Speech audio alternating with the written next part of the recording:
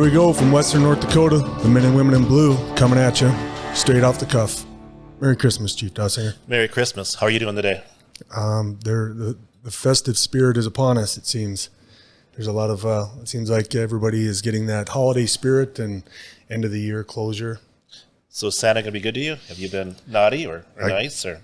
Well, I got a air assault air runner last night early from Santa, a treadmill, and so I would say that that's a win for me. Well, maybe not. My wife might be indicating here that I need to get my butt moving on the treadmill, but yeah, it was. How about you?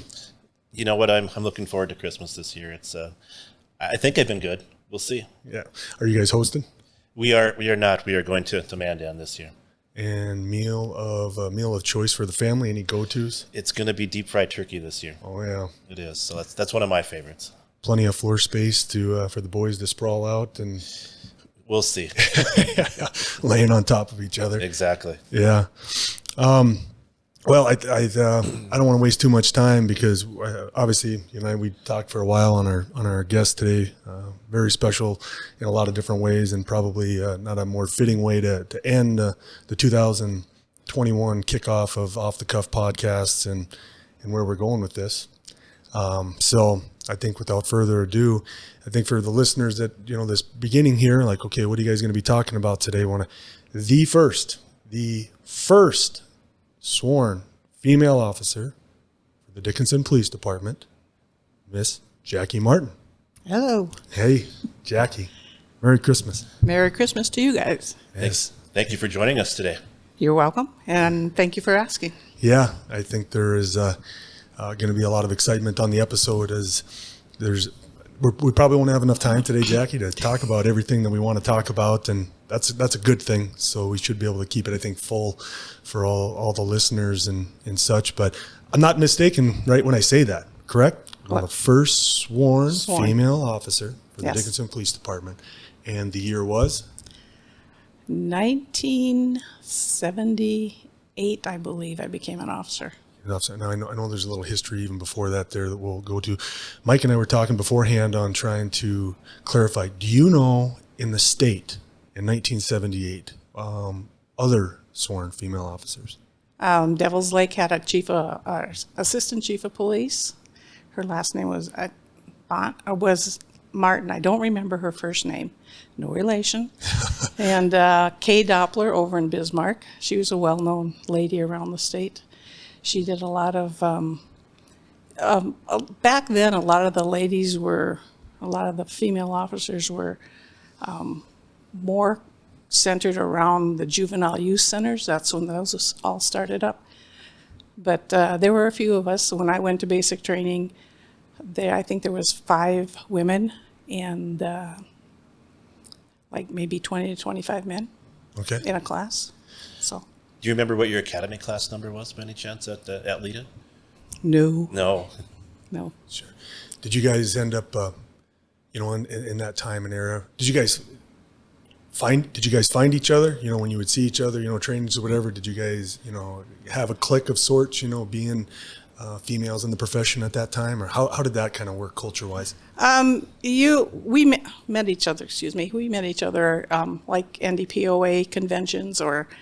I was into shooting then, a lot of the competition shooting, so there were other women that did the same thing. So, yeah, we would meet up, but it's been a long time. I've been retired since 2004. You had revolvers back then.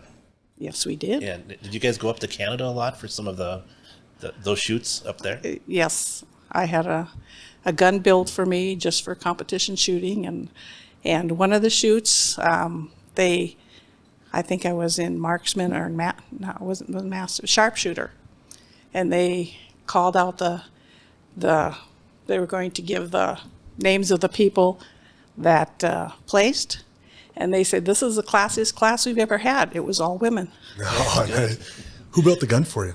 Remember? Friend from Canada. Really? And why was it? Why Canada? Just at that time, Canada was real popular for that? Or? Well, they were coming down here. We also had the Rough Rider or the Badlands Pistol Club, and so they were coming down here to shoot there, competition here, and it was just kind of a circuit. Not well. Sometimes it was a circus. There, and you know, again, just history here is you worked a little bit for the department before, obviously being a full-time sworn officer in 1978, right? Yes. And that tell a little bit maybe of a backdrop for our listeners on that. I started May 5th, 1972 as a dispatcher, and I did that. We had a rotation. Everybody took a turn on the track on the three-wheeler to do car marking downtown.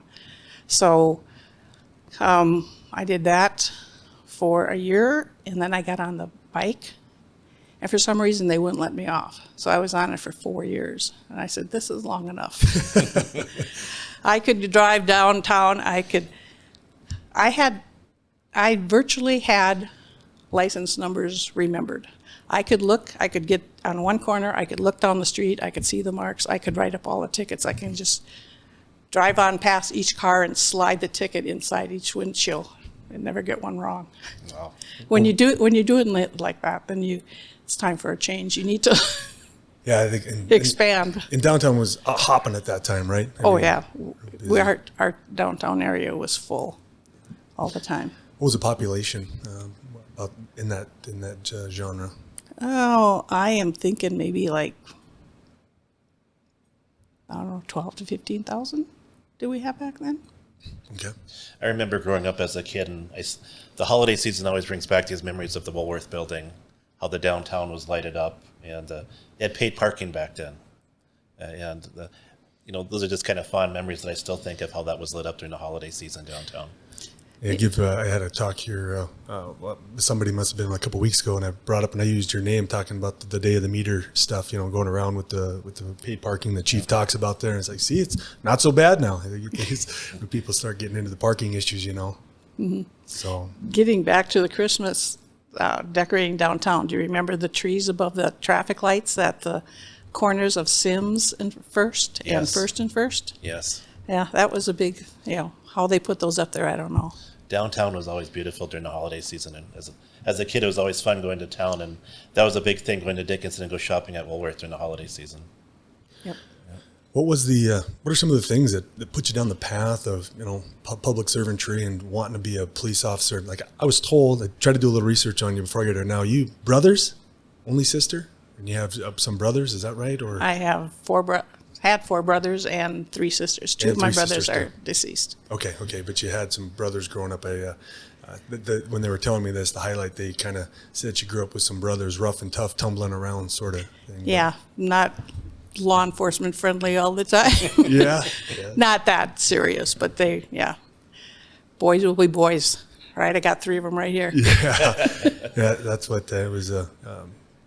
Retired Chief Rummel, he was telling me a little bit about the family side of it for you. So what were some of those things, that put you down that path though at the beginning, if you look back, hindsight? Well, to be honest with you, I graduated in 71, went to 1 year of college. Everybody has that one party year, and I knew I wasn't ready for college. So I went and got a job in law enforcement. I figured that had much more responsibility But actually, I was just looking for a job, and I happened to be on a bowling team, and one of the gals there worked for the city, and she says, well, they're looking for dispatchers. So I applied, and the last 2 people that were up for it was one of my classmates that I graduated with from Dickinson, and I ended up getting the job. And then I did the dispatching, the tire marking, and an officer came up, and I was riding with Daryl Haig. He goes, why don't you apply? I go, me? He goes, yeah, why not? You could do this job. What was Daryl at that time, rank-wise, or his position in the department? He was a patrolman. He started in 72, I believe, also. Okay.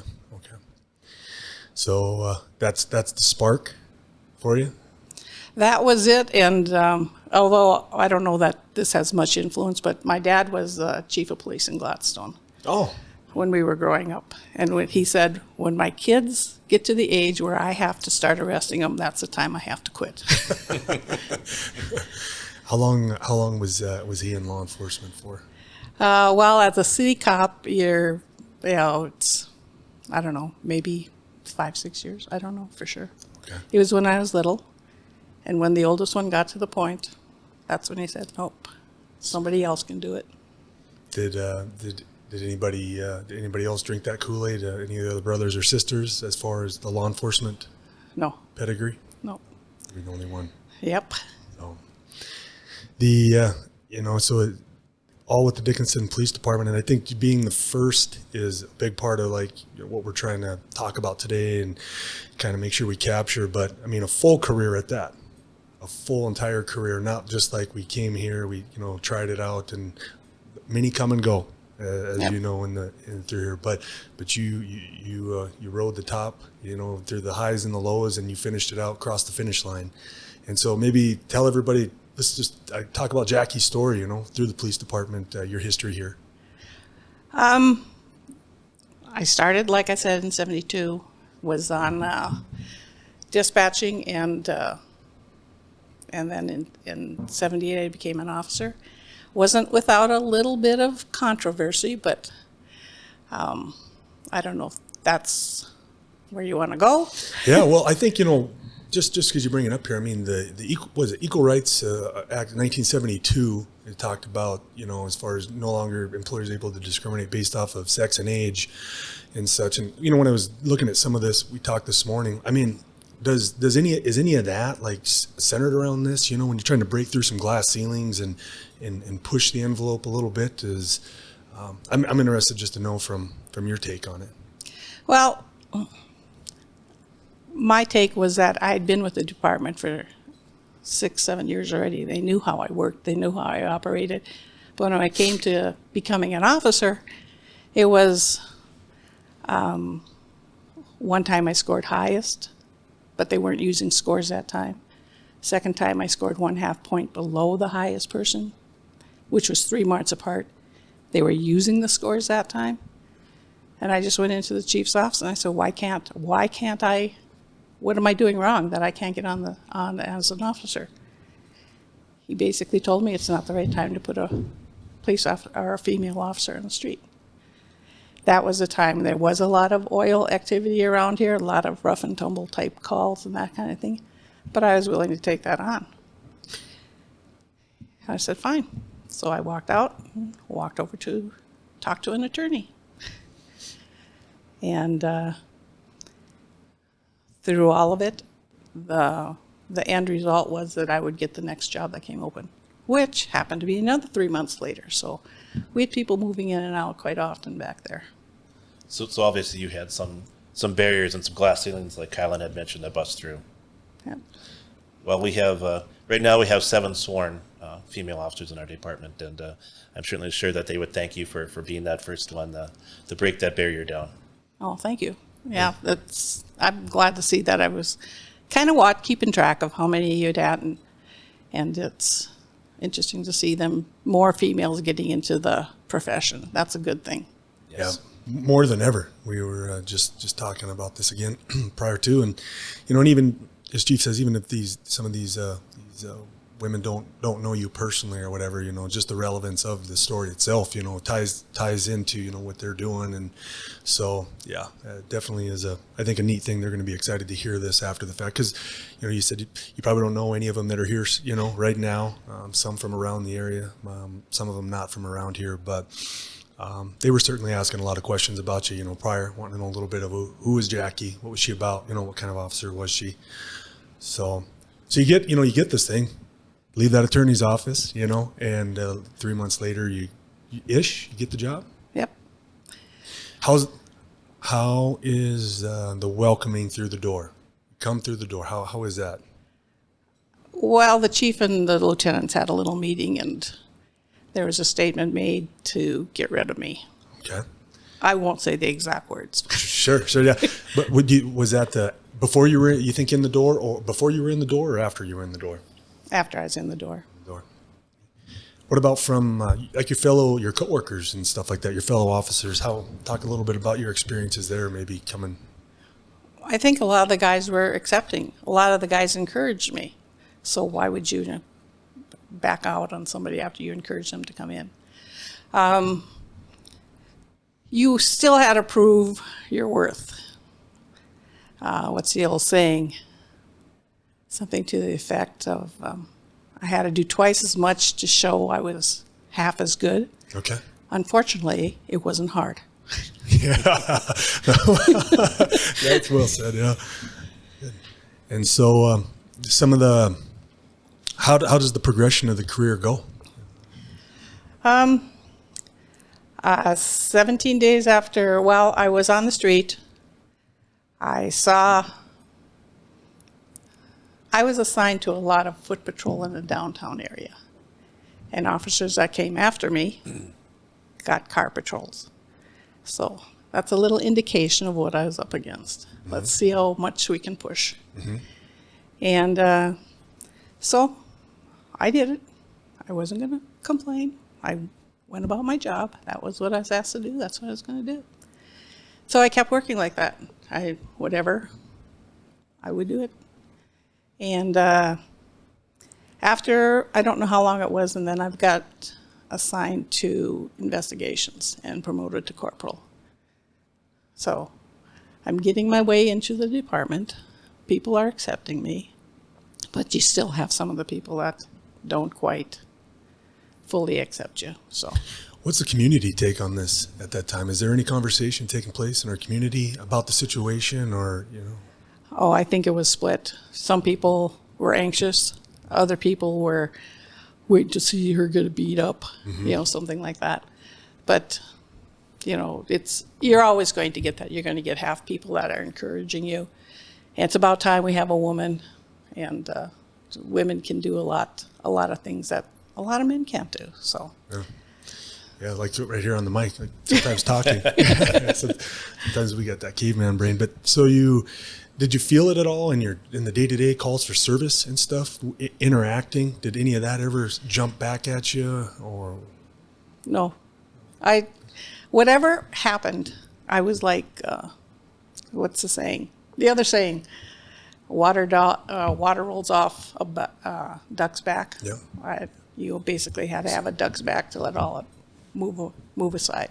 Did you have to learn that after the profession, or had life prepared you a little bit at that point? Well, I've always been kind of a independent person, so that's just how I rolled. Okay. What were some, did you have any initial, you get in the door and we always tell officers now, try to find what you like, and really try to sharpen what you like, and still want to get good at the stuff that you don't like. But what, did you have goals before you came in, or on what you wanted to do within the profession or within the community? No, I just wanted to be a police officer, and as I got in, yes, then I eventually wanted to be in investigations, and I wanted to move up the ladder, but I wasn't really pushing for anything. I figured when the time was right, it would happen. So that's basically where I went. Okay, and how did that start to come to play? You say that so how long did you push the street in uniform before investigations? I would have to say it was probably like 3 years. Okay. Yeah. Got some, was there any of those memories that are most fond to you early on, that stuck out to you, that you look back at over time, or that really hang to, stories or particular incidents that are fun to share? On the street, it was the ability to talk to people. I've had, people still come up to me and say, I just, want to thank you again for my daughter who had the accident 20 years ago. And just to remind you how you dealt with her. She was so upset, and you just settled her right down. And those type of things. And getting into investigations, that was fun because you had more leeway as far as the calls you took and the meetings and the conventions you were involved with like drug enforcement, and just the type of calls, surgeries, forgeries, and a lot of sexual assaults, and then seeing some of the murder scenes. Yeah. some find it twisted, to say it like this, but your favorite types of cases, as you know, like there's always those favorites. What were some of your favorites? The ones I solved. Yeah, right. That's a great answer too. We were just talking the other day in the community. I would go, what do you think the community wants most? Whatever. It's like just solve all of them, and life is good. So how much time did you spend in investigations at that time? I was in and out of that about 3 different times. Okay. So it was probably a few years each time, 2 to 3 years, Okay. and then they'd rotate somebody else in. Okay. And then as you moved up, you became supervisors of the shifts. When the lieutenant, I retired as a sergeant, so when the lieutenant was gone, you became the acting shift commander. And I think a lot of that I was respected for because I knew the answers to the questions that they posed to me. I was there to assist them. I wasn't sitting someplace having coffee most of the time. Mm-hmm. So, at that time, obviously, one of your stints in the investigative unit was kind of in the heart of the first boom, so to speak. Right. What did the workload look like at that time? A lot of burglaries, a lot of forgeries. Although there was a lot of money, there were still people that didn't have the money, so you had a lot of forgeries and that type of thing.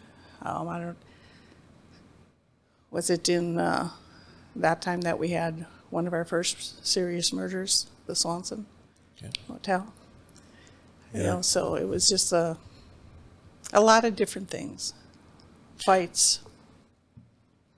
Chuck was on a while back and talked about the Swansons, the case in depth, and you said you were fairly new at that time? 17 days into investigations. Yeah. So did that one, how did you feel about that, when you saw that first time, 17 days in, you got all this other stuff that's happening, coming on, pushing the limits. How was that for you? I was smart enough to step back and let the professionals handle it. I did the inventory of the evidence that we got. That was one that stuck in my mind because I had nieces and nieces about the same age. Sure. That was tough. Yeah. Did you have any children at that time? I've never had children. Never children. Yeah. Okay. And there's still, I always think like the maternal side of it, from some of the women, they just have the maternal side that the guys unfortunately don't have. And now when we deal, a lot of our female officers now, they're just better suited for those situations, for the some of the victim services and caring than what us guys are. What about, the makeup of CID at that time? So the investigative division, how many were in CID at that time? And was there a different feel coming into CID as an investigator? Like, how was the department looking at that? It's because, you're progressing and you're moving and doing these things? Well, there were, Jim Rice was when I got in there, Jim Rice was the lieutenant. And then Rick Bartz and I were the corporals. So we kind of shared out the workload. Apparently, I would say that it was enjoyable. It was enjoyable, but it was stressful because you didn't get to come in and go to something different every day. You came back and looked at the same thing, and you looked at the same thing until you got it solved or rotated it around to see if somebody else could do the solving. Yeah, we share that the different types of stresses that exist in those roles. Still, it's exactly as you define it, today, 2021, as it was then. Yeah, those kind of things never change. Yeah.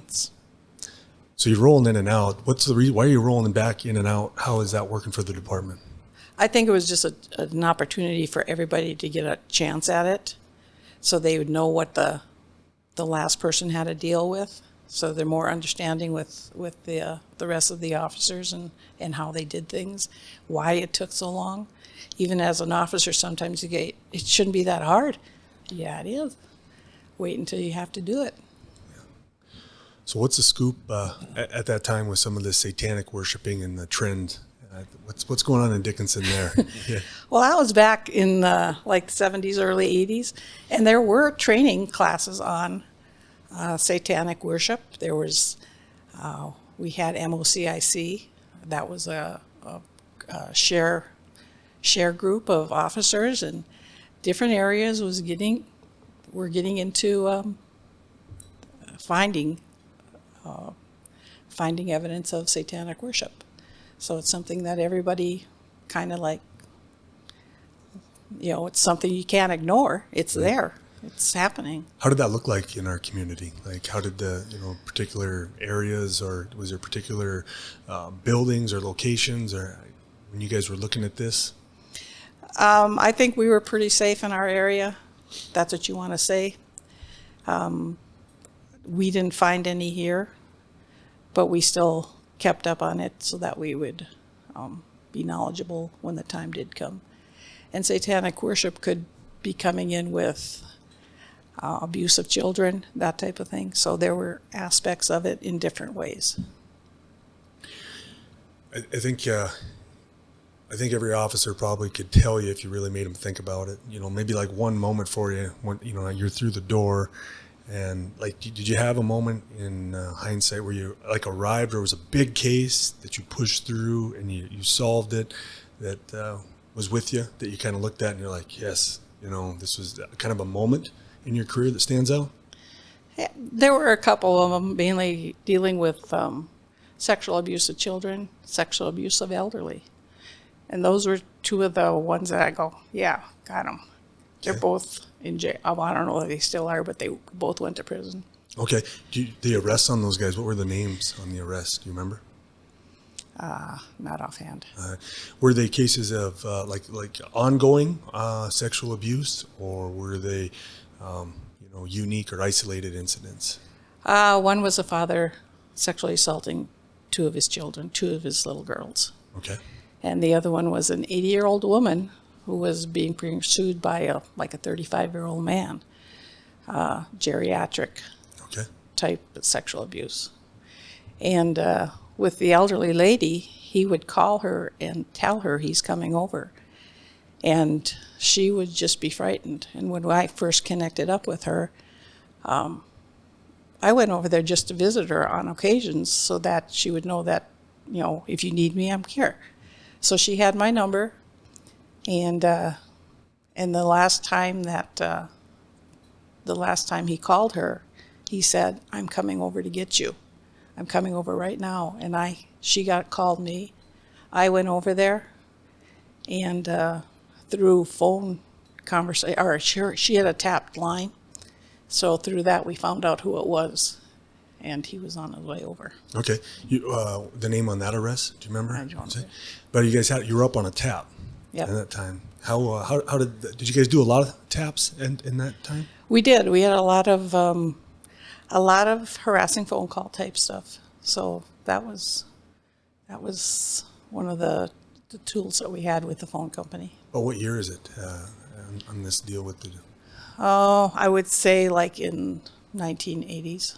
You remember how much time he got on that, going away? No, I don't. Did it go to jury trial, or did he? Nope, I think no, he didn't. I didn't testify in that one. So he just took a plea bargain. Okay. On the sexual abuse of the daughters, was there a jury trial existed on that one? Do you know, a contest? That one I actually did for Grand County because the mother and the two little girls lived up here. They'd go visit Dad for visitations, and that's when he would abuse them. Okay. Now in the investigative world, when it comes to the kids and contacting the kids, we get scrutinized pretty heavily, and so we use these forensic center in town. There's a footprint here, Children's Advocacy Center. Specialized training advances as things go. So most of our investigators in a case like that would have the forensic interview, do this interview with the children, victims or witnesses of the abuse.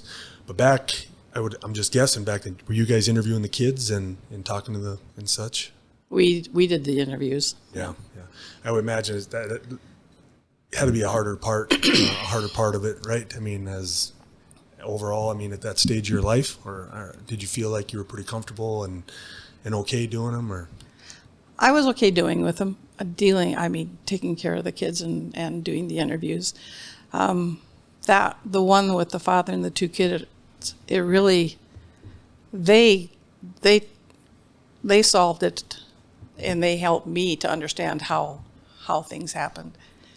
I had a hard time figuring out how the father was abusing both kids at once.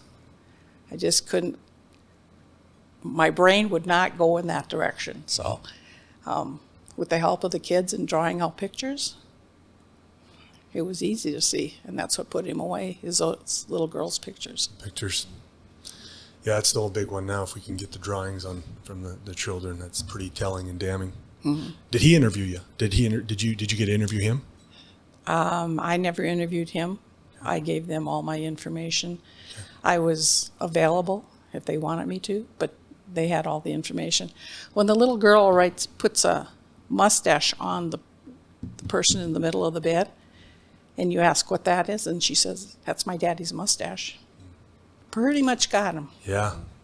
That's and you said jury trial on that one, or the jury trial? It was in Grant County. But in Grant County. Mm-hmm.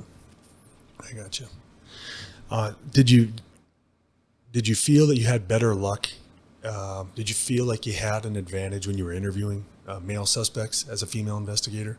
Ever? Did that ever come to you at all because of being a woman? So now I always are women now, they when they do it well, and sometimes it's advantageous, when they're sitting in there with some of these. So no, I didn't look at it as male or female. Okay. I just went in, did what I had to do, and I don't remember that anybody asked, "Well, I want to talk to a man." Okay. I've had them say, "Get rid of the woman, because I'm going to fight you." But yeah. Unfortunately for him, I didn't leave. Yeah. You, when does the supervisory role start to play in your career? At what time? How far are you along with this when you became a sergeant? Okay. How far along were you at the time that you became a sergeant? Oh, you're asking all these hard questions. Yeah. You know what? I didn't keep track of all that stuff. Okay. I figured that's in my file at work. Yeah, right. But about approximation, how far into it you were? A decade or? Oh, I think it was longer than that. It took a while for women it took a while for me to get into that. We eventually did have more women officers. I think like 3 or 4, but never more than 2 at a time. Couldn't handle it. Yeah. Who came after you? Do you remember the first that came after you?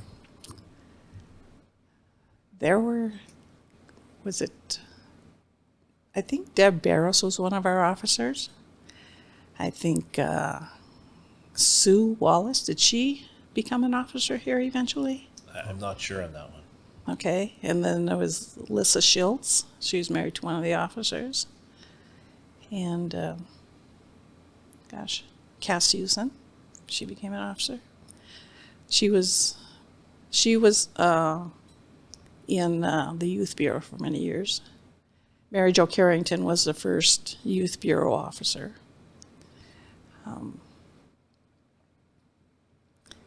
I think that's all I remember right now.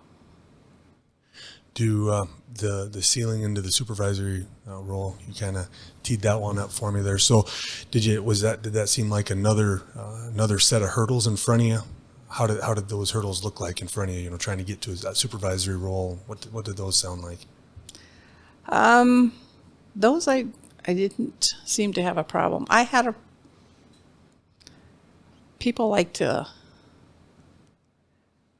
nitpick at little things that they would let a male officer go on. So I had to cross my T's and dot my I's.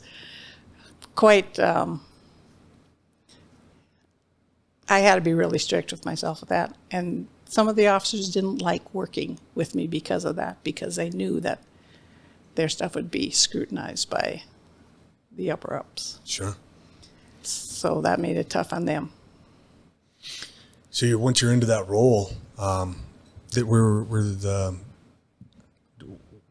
Was your crew receptive? How did that, you step into that first day as a sergeant, supervising, you got your own crew, and it's a big day in a career, for anybody, regardless. So how did that feel for you and look for you? Again, it was just another day. That's just something you did. You just moved into it. You did it. Mm-hmm. If you had questions, you work together as a team, especially coming in firsthand. You would talk with the other officers. Well, most of the time I knew what we should do. And like I said, we went on the calls together if there was something that was dangerous. Any pushback from any of the subordinates at all from you? You had some of that stuff at the beginning from the higher up, but everybody was business as usual and let's go get the job done? You know what? They knew me before they got on the department, and they knew me as an officer, and they knew how I worked. I wasn't going to put up with anybody's stuff. I started the department in 1999, and I believe one of the first shifts I was assigned to was Lieutenant Daryl Haig. And Jackie, I believe you were the sergeant at that time. I believe Dana Shagun was one of the officers for a little while, and I think I started on that shift for a couple of months, and then I was rotated out. But I believe I had you as a sergeant later on in my career. Did you retire like in 2004? 2004, and I think I had you like around that end of your career as well, at some point in time. But I enjoyed working for you. Learned a lot. Thank you. What was the total time from beginning to end as a sworn? Not with the city, but just as a police officer? If you're counting the dispatch, it was 1972 to 2004, so 32 years. So what did a squad car look like when you first started? The old Fords? The old Fords. What was in it? They were boats to drive. They were boats, huh? Yeah. You basically had a radio and a bubble on top. Is that kind of what it looked like? And a shotgun, I think, sitting beside you. Yeah. Okay. Have you seen any of our new ones? Have you poked your eye in there at all, or looked at any of the new squad cars when they're floating around or parked? They're not parked. They're not squad cars anymore. They're SUVs. Yeah. That's what we should have had back in the 70s when we were putzing around with two-wheel drive, or I don't even think we had four-wheel drive. Front-wheel drive? It took us a lot of years before we actually had a four-wheel drive vehicle in our fleet. We used to have to borrow them from Public Works, and at that point in time they had no cages. We had a makeshift emergency light that we put on there, and I'm not sure what we would have did if we'd had to put somebody in the back of the pickup at that point in time. Yeah. That was being disruptive. Well, when we had the blizzards, we would have Parkway Ford and Sachs Motors on. Those were the two car dealerships. We would have them on call to get a Blazer pulled out, so that we could pick it up if we needed it. So. I believe our first four-wheel drive vehicle was like in 2010 or 2011. Is when we got our first four-wheel drive vehicle. They just couldn't get away. They needed the sleek-looking vehicles instead of something that was rugged to handle North Dakota weathers. Yeah, they're pretty advanced now. When that key gets turned on, the things that go on and off automatically, and the sensors that are in there, it's pretty impressive. My key oversees the fleet end of it, and I'm blown away even from my end just in 16 years. How advanced that they've come. Were you guys chaining up at that time? Doing any chains on the cars or anything like that? How about like police reports? Did you guys have almost like an index card system when you first started? What did that look like? Yes, we had 4x6 cards. Everything was in a file, and you'd go through cards if you wanted to find somebody's name and address. And you went through that, and I think they were a little bit bigger because then they had all their contacts typed on them. Okay. So we went to that, and then to the blue cards. When we got into the computers, that was a big thing, and everything was handwritten. You'd get a call back then. You'd handwrite everything out, give it to the officers. They would have to type their reports. Where was the police station located at when you started? Down in where the fire hall is downtown. Down right now, okay. Well, strangely, that's where I started, and I'm now working a block north of there for KDIX. Yeah. They had you guys had a jail cell in there? We had one jail cell. Yeah. I think that's all there was. There was a jail cell, and then there was a bigger area. So I guess the real bad guy got put in the jail cell, and the rest could find their place on the floor. What about knockdown dragouts? You know, you think about some of those hands-on moments, physical altercations and stuff like that. You got some that stick out to you? We had one guy that we seemed to have a lot of trouble with, and there was, I mean, it would take like 4 of us to take him down. And we had a woman, the same thing, but her problem was she had mental illness and that kind of, that type of situation. And she was just thin and wiry, and it was like, my gosh, how does she have so much power? But yeah, she was able to, we'd have to call in backup. Looking back, as far as the tools on the tool belt for an officer at that point in time on their duty belt, obviously that was, tasers didn't exist. No. You had OC spray or pepper spray, handcuffs, and maybe a baton at that time, and your duty revolver. That was about it. Yep. So you really had to learn how to talk to people, and basically when you had to go hands-on, you had to know how to handle yourself. Yeah. We were limited with equipment, and nothing was streamlined. Everything was, you had a 30-pound gun belt on your waist every time you went to work. At that time, was there ballistic vests issued when you first started, or how long did that transition take before the vests were provided to the officers? Well, it was a while, and I'm thinking it was when I became like a sergeant. Okay. And it took a while. Did you have any moments when Chief Rummel was on here, retired Chief Rummel, he talked about some Ivanhoe incidents and a few incidents where, the fear for his life and some of these struggles. Did you have any like that where you were on the wrong end of the stick and somebody getting the better end for a while, back up there, knockdown dragouts like that? I don't think I was involved in any like that. Just, yeah, you weren't rushing in like some of those guys. You were using some of that smart tactic. So thinking about, law enforcement when you got in back then, and kind of the current, the trend or the climate of law enforcement in today's world, would it be a career that you would pursue if you were a young lady coming in looking to potentially get into law enforcement? Do you think you'd pursue a career now?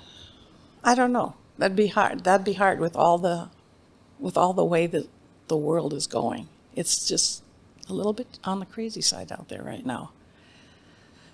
And definitely not in the big city.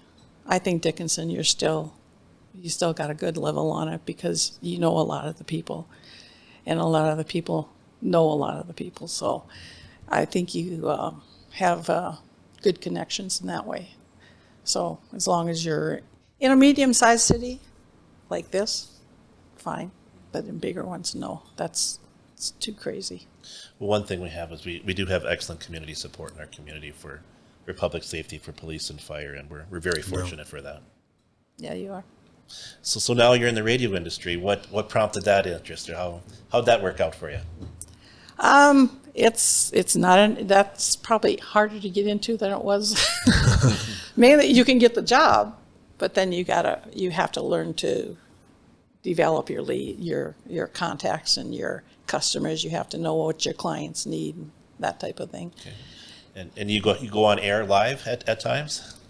Friday mornings is my check-in time, so call in your birthdays and anniversaries, and I can put them on for you. Okay.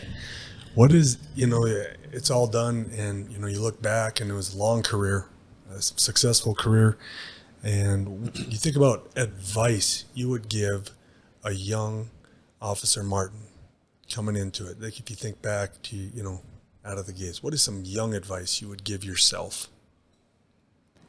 Know the Serenity Prayer, because it's one you always need, because there's a lot of things you can't decide, you can't control. So that'd be my number one thing. Yeah. Do you got any your most fond memories, the things that strike you that you look back at and kind of shake your head up and down and say, yeah? I think it was a lot of the cases that you solved, when you saw a good result, the people, came back and thanked you for doing what you did. I needed that at that time, that type of thank you. What did your support system look like throughout your career? Were you, a lot of cops have a propensity to hang out with other cops and, keep it kind of tight that way. Some, have some, outside folks that they try to trend to. How about you? What was it for you? Initially, when I first started, it was mainly sticking with other law enforcement. We had a law enforcement softball team that we played on. And, of course, who doesn't go out for a beer or two? Mm-hmm. So that, and I was, I had my set of friends, and that's it. So after you retired, how long did it take before you kind of settled down and didn't miss the job, so to speak? That it takes a little while. Well, before you get to that point and you're driving around, you're going, when are the adults going to show up? And then you go, I am the adult. Yep. Yeah, so that's when you realized, you got a responsibility on your shoulders. Didn't take long at all.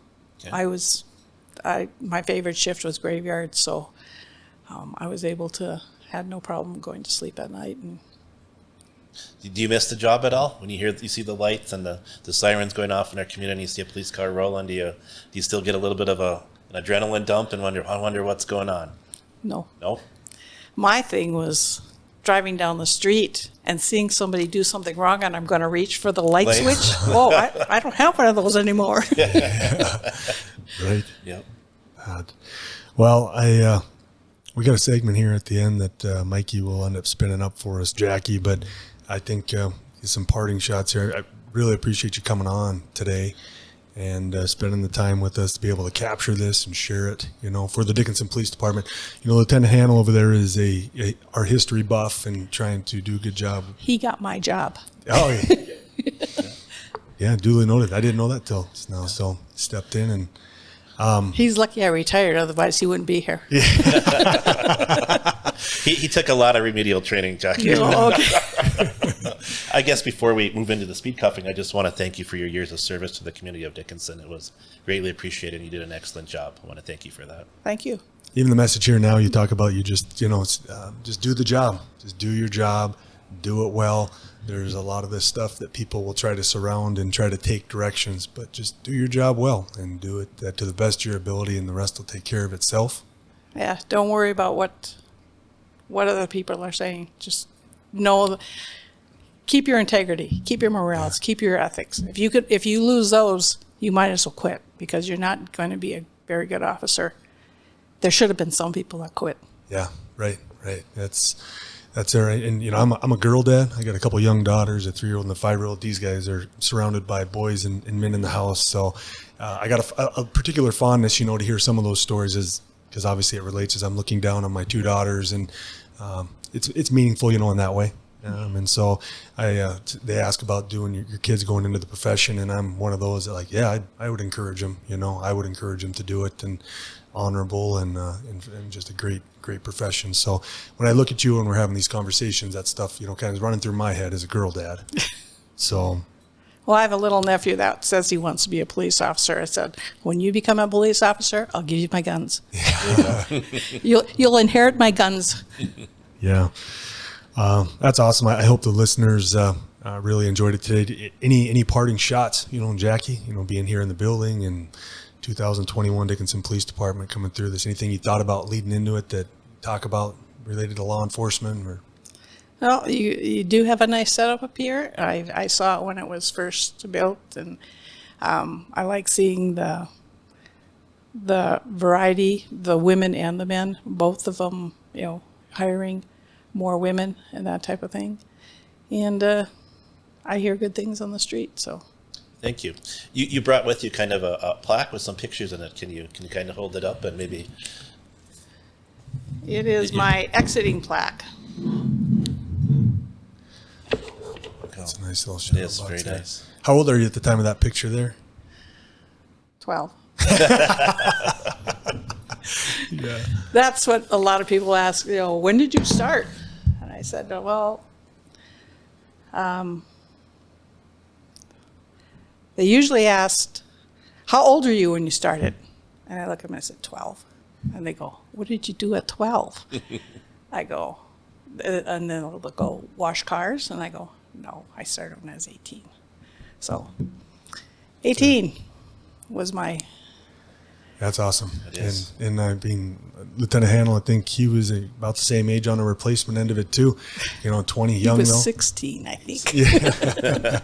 So this last way that Mikey we end up ending is on a speedcuffing session, and so I end up you hear the click in the background right there, and so think of it in terms of those old school getting those cuffs on as fast as you can. So just going to be spitballing some questions at you, and you just answer them first thing that comes to mind, and we'll get through as many as we can get to in 30 seconds.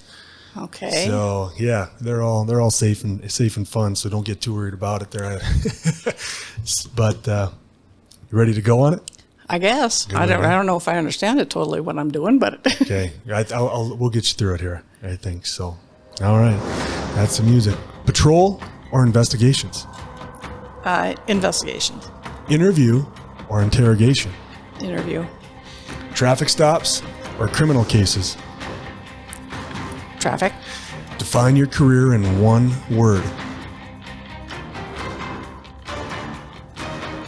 enjoyable, Favorite DPD memory? oh my gosh. Finish that one out. I'd love to hear that one. Favorite DPD memory. That's the buzzer, but Some of the party times. yeah, no doubt. And the party times with your fellow workers, or We used to have Christmas parties and that type of thing. And just fun time getting together. yeah, the fraternization, the brethren, and Yep. yeah, that's still one of, I think, probably all of ours in here's the best memories we have. Being here is Well, that's the time you got to relax with each other and talk about things, and that's where you learned about the people you could trust and who you couldn't trust. That's where you get the build those relationships. yep.